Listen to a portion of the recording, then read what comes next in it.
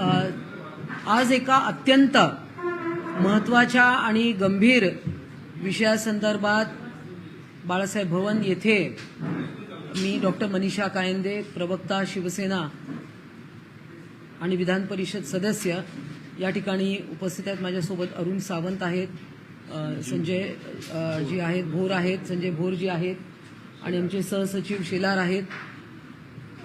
आपल्याला माहिती आहे की काही दिवसांपूर्वी नाशिकमध्ये ललित पाटील यांना ड्रग्ज प्रकरणामध्ये अरेस्ट केलं, पकडण्यात आलं त्यांना. आणि त्यानंतर महाराष्ट्राचे गृहमंत्री यांनी पोलिसांना आदेश देऊन या व्यक्तीला नंतर आपल्याला माहिती आहे की दुसऱ्याच एका प्रांतात पकडलं. परंतु त्यावेळेला लक्षात आलं की हे 2020 मध्ये उद्धव ठाकरे यांचे ते कार्यकर्ते आहेत, होते, अजूनही असतील. आणि शिवबंधन देखील बांधण्यात आलं होतं. असेही काही फोटो आपण सर्वांनी विविध सोशल मीडियाच्या द्वारे आपण पाहिलं. त्यानंतर या चौकशीमध्ये अजून पुढे जाताना 7-8 नावं अजून समोर आलीत आणि ती नावं गणेश शर्मा असतील, त्यांच्याकडे काही 12 ग्रॅमच्या वर ड्रग्ज सापडले, गोविंदा साबळे असतील, असे 7-8 नावं आपल्याला सापडले. त्यानंतर एक मोठं नाव समोर आलं, ते आलं ठाणे कळवा मुंब्रा या क्षेत्रातून, आणि ते म्हणजे सलमान फाल्के हे नाव समोर आलं. आणि त्यांच्याकडे तर जवळजवळ 54 ग्रॅमच्या वर हे MDMA ड्रग सापडलं. त्यानंतर अजूनही काही नावं पुढे आली. त्यानंतर एक शानू पठाण हे एक नाव पुढे आलं. आमच्या विरोधकांनी रान उठवायचा प्रयत्न केला, आमच्या मंत्र्यांवर आरोप केले. आमचे नाशिकचे पालकमंत्री असतील, दादाजी भुसे असतील, शंभूराज देसाई असतील, यांच्यावर बेछूट आरोप काही लोकांनी केले की ज्या आरोपांमध्ये काही तथ्य नव्हतं किंवा कुठले पुरावे, धागेदोरे काहीच पोलिसांना सापडले नाही. आणि हे आरोप करणारे, त्यांची क्रेडिबिलिटी काय, तो विषय तर वेगळाच आहे. त्यांचा त्या विषयात कोणाची पात्रता काढण्याचा मला हेतू नाहीये. परंतु ही जी मंडळी आहेत ही कोणाच्या जवळची आहेत, त्यांचे कोणाशी संबंध आहेत, कोणाचा आशीर्वाद आहे किंवा त्यांना कोणाचं प्रोत्साहन आहे का, राजकीय पाठबळ आहे का. तर काही फोटो या ठिकाणी मी आपल्याला दाखवते. हा एक फोटो आपण पाहतोय, हा आहे सलमान फाळके नावाचा इसम. हा एक फोटो आहे. त्याच्यानंतर शानू पठाण हा ठाणे महानगरपालिका विरोधी पक्षनेता, त्याच फाल्के बरोबर आहे. त्यानंतर हा फाल्के इथे दिसतोय अजून गुच्छ देताना, माजी मंत्री आहेत कळवा मुंब्रा क्षेत्रातले. इथे अजून एक फोटो आहे त्याच माजी मंत्र्यांबरोबर. हे तर महाराष्ट्रातली मंडळी झाली. शानू पठाण यांचा फोटो क्लिअर कट आपल्याला दिसतंय. माजी मंत्री जितेंद्र आव्हाड यांच्यासोबत आहेत. इथेही हा शानू पठाण दिसतोय. बरीचशी जवळीक दिसते. फोटो बरंच काही बोलून जातात.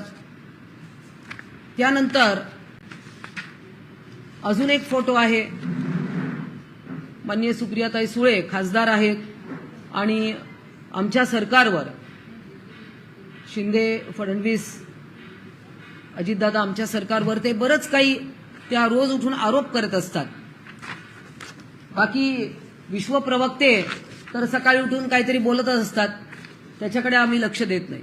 परंतु हे सगळे फोटो मात्र खूप बोलके आहेत.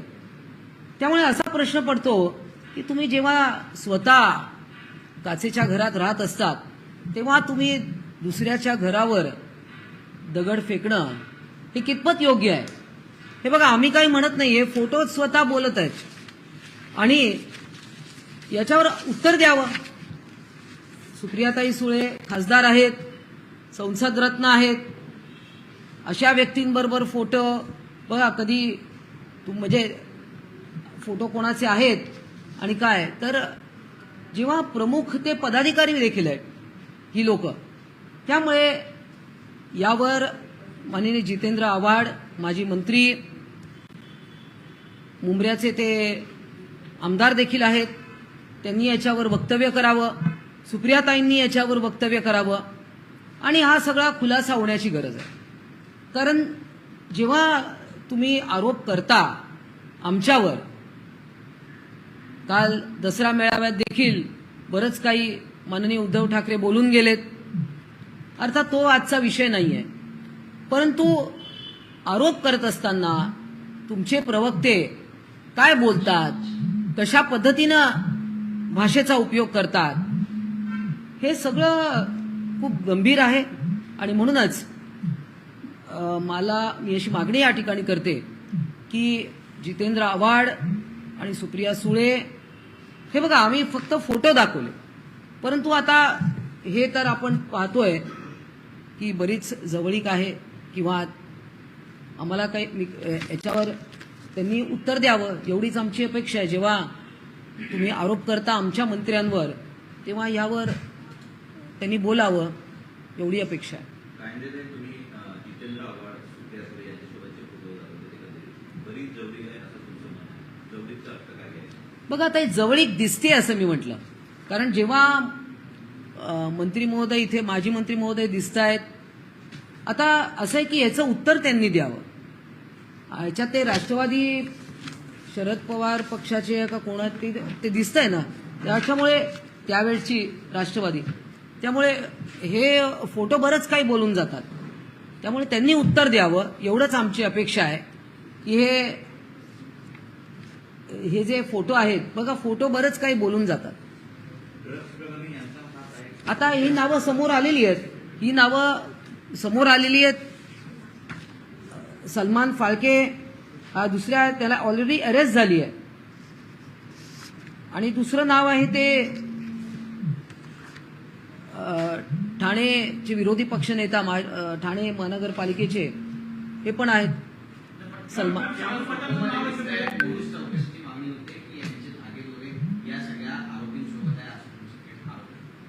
बघा, फोटो आम्ही दाखवतोय, पोलिसांचं काम आहे शोधून काढणं, त्यांना अरेस्ट झालेली आहे, त्यामुळे कोणालाही राजकीय अभय मिळू नये. असेल कोणाचं राजकीय अभय तर त्याला घाबरता कामा नये. गृहमंत्री आमचे आहेत, गृहमंत्री स्वतः याच्यामध्ये अतिशय सक्रिय, त्यांनी पोलिसांना खूप सक्त निर्देश दिलेले आहेत. कारण महाराष्ट्रामध्ये अशा गोष्टी, प्रगत महाराष्ट्रामध्ये अशा गोष्टी ड्रग्ज फोफवत असतील तर त्याला आळा घातला गेला पाहिजे, अशी आमची मागणी.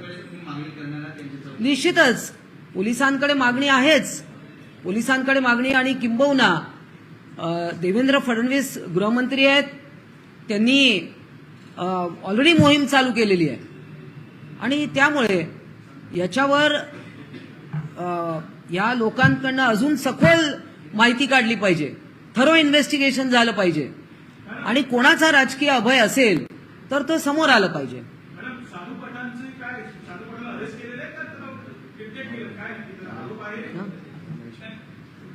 काय हा नाही, ह्याच्यात बघा, आता फोटो दिसत आहेत, मी जसं म्हटलं की फोटो आहेत, शोधावं, पोलिसांनी माहिती काढावी.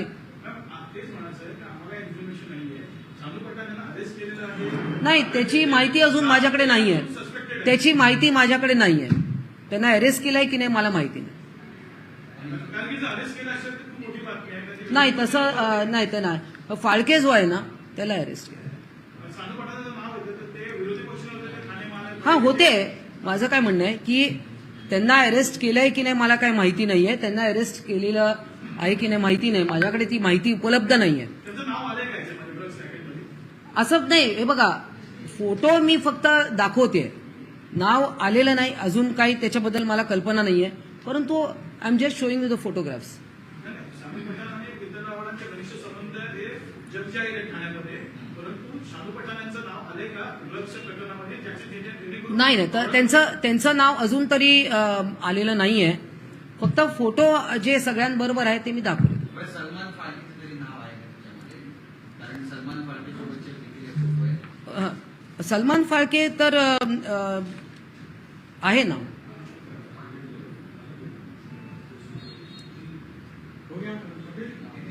डन. उसको एक बार हिंदी में बता दीजिए आप मामले को जिसके लेकर प्रेस कॉन्फ्रेंस देखिए, एक गंभीर विषय जो ड्रग्स का मामला सामने आया है. नासिक में शुरुआत हुई ललित पाटिल इनकी गिरफ्तारी के बाद, और हम पर आरोप हुए, और तब हमने देखा हमारे मंत्रियों पे आरोप हुए, 2 मंत्रियों पे आरोप हुए. उसके बाद जब माननीय गृह मंत्री देवेंद्र फडणवीस इन्होंने इस सब में सख्त कार्रवाई के आदेश दिए, तो पता चला कि ललित पाटिल इनको शिवबंधन बांधा गया था, और बाद में कुछ और भी एनसीपी के कुछ नेताओं के साथ कुछ लोगों के फोटो जो मैंने अभी आपको दिखाए, तो ऐसे माजी मंत्री है जितेंद्र आव्हाड, उनके साथ कुछ फोटोज है. और ऐसे जब सामने आए तो हमारी यही मांग है कि और इसकी डिटेल में तहकीकात होनी चाहिए, सख्त एक्शन होना चाहिए. और जब हमारे मंत्रियों के ऊपर आप आरोप करते हो तो किन लोगों के साथ फोटो है, राष्ट्रवादी के किन लोगों के साथ फोटो है, जितेंद्र आव्हाड जी के साथ है कुछ फोटो, तो उनको जवाब देना चाहिए इसका कि ये कौन से कार्यकर्ता है, क्या संबंध है.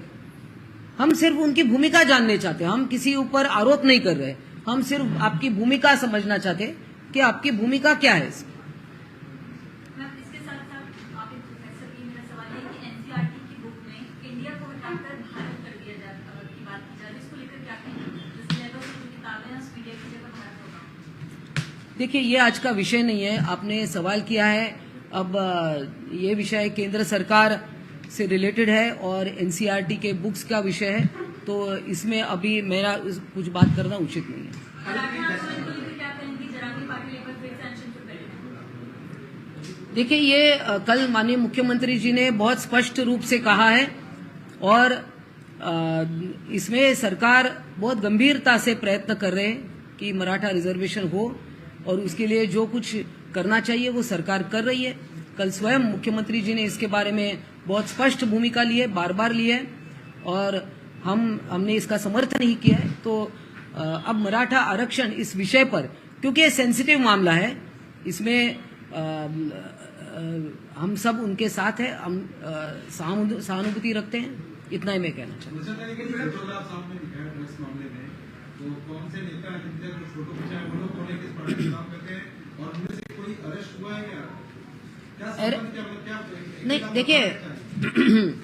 देखिए ये जो सलमान फाल्के एक नाम है, और आप देख रहे हैं मैंने पहले भी नाम लिए, बार बार आप फोटो भी देख रहे हैं, आप पहचानते हैं फोटो, तो बार बार इस प्रकार से हम सिर्फ स्पष्टीकरण मांग रहे हैं कि इन नेताओं ने उसका स्पष्टीकरण देना चाहिए. मैडम, कल की दशहरा रैली को लेकर के विपक्ष लगातार कह रहा है कि जब कल जो भी मंच पे बोला गया सब जुमलाबाजी है और ये जुमलेबाजी की सरकार है, क्या कहेंगे इस पे जो है? देखिए, इसमें माननीय मुख्यमंत्री एकनाथ जी शिंदे उन्होंने अपने भाषण में स्पष्ट किया है, और वंदनीय बाला साहब ठाकरे, हिंदू हृदय सम्राट बाला साहब ठाकरे के दशहरा रैली हम इतने साल सुनते आए, और हम उनके जो हिंदुत्ववादी विचार है उनके हम वारिसदार. इस नाते कल की दशहरा रैली जो है आजाद मैदान पर हुई, और जो खुद को जुमलेबाज कहते हैं उन्होंने लोगों का विश्वास तोड़ा, मैंडेट तोड़ा. हम चुनाव में जो लेकर गए थे, वंदनीय बाला साहब ठाकरे और मोदी जी का चेहरा लेके सामने गए, लोगों ने शिवसेना भारतीय जनता पार्टी युति को चुना, और हमने बाद में अलग ही भूमिका ली. तो जुमला किसने किसके साथ किया, ये अब उस बात को अब 3 साल हो गए. कई परत विचारा. भाजपपासून तुम्ही सावध राहा असं उद्धव ठाकरे यांनी सल्ला जो आहे तो जरांगे पाटील यांना खरं तर आम्ही म्हणत आलेलो आहे की माननीय उद्धव ठाकरे यांनीच सावध राहायला पाहिजे होतं. पूर्वी त्यांचं पाऊल चुकलं म्हणून हे सगळ्या परिस्थिती निर्माण झाली. त्यामुळे याच्याबद्दल मी अजून काय बोलणार. पहिले त्यांचीच पाऊल चुकलं होतं. मला असं वाटतं आजचा विषय आरक्षण हा नाहीये. हा, आरक्षण द्यावे लागणार नाहीतर जनता भडके. भारतीय जनता पक्षाच्या सहवासात आल्यापासून खोट्या सत्ता घेण्याचे काम हे सरकार करत आहे. संजय राऊत अशी टीका करतात. हा, बोला. आरक्षणाच्या बाबतीत मी संजीव भोर पाटील. मी मराठा आरक्षण चळवळीतून आलेलो आहे. आता शिवसेनेचा प्रवक्ता आहे. मागच्या 22 वर्षापासून मी मराठा आरक्षण चळवळीत काम करतोय. कोपर्डी अत्याचार आणि मर्डरचं प्रकरण घडलेलं होतं त्याला वाचा फोडण्याचं काम मी केलं होतं.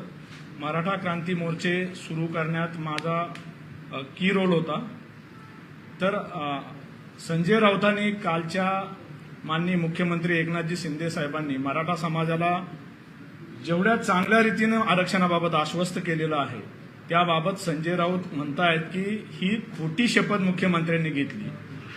संजय राऊतांबद्दल खरं तर अशा बाबतीत शब्द संसदीय शब्द आमच्याकडे नाही आहेत. संजय राऊतांचा हा बेशरमपणाचा कळस आहे. मराठा समाजाने 58 मोर्चे आदर्श मराठा क्रांती मोर्चे काढले. आरक्षणाच्या मागणीसाठी असेल, कोपर्डीच्या अत्याचारातील आरोपींना फाशी देण्यासाठी असतील. या आदर्श 58 मोर्चांना याच संजय राऊतांनी सामनामधून मुका मोर्चा म्हणून हिनवलं. हे संजय राऊत फक्त आता राजकीय डाव म्हणून मराठा आरक्षणावर भाष्य करतायत. हे संजय राऊत हे सांगू शकतील काय मराठा समाजाला देवेंद्र फडणवीस साहेबांच्या मुख्यमंत्रीपदाच्या कार्यकाळात जे आरक्षण दिलं गेलं होतं त्याला एसीबीसी आरक्षण म्हणतो. हे आरक्षण कुणाच्या काळात रद्द झालं? 5 मे 2021ला महाराष्ट्राचे मुख्यमंत्री कोण होते? मराठा आरक्षण रद्द झालं 5 मे 2021ला. त्यावेळेस संजय राऊतांचे मालक उद्धवजी महाराष्ट्राचे मुख्यमंत्री होते. त्यांच्या काळात सर्वोच्च न्यायालयात मराठा आरक्षणाची बाजू भक्कमपणे मांडली गेली नाही. उच्च न्यायालयात जेव्हा देवेंद्रजी मुख्यमंत्री होते तेव्हा अतिशय सक्षमपणे ही बाजू मांडली गेली आणि उच्च न्यायालयात मराठा आरक्षण टिकलं.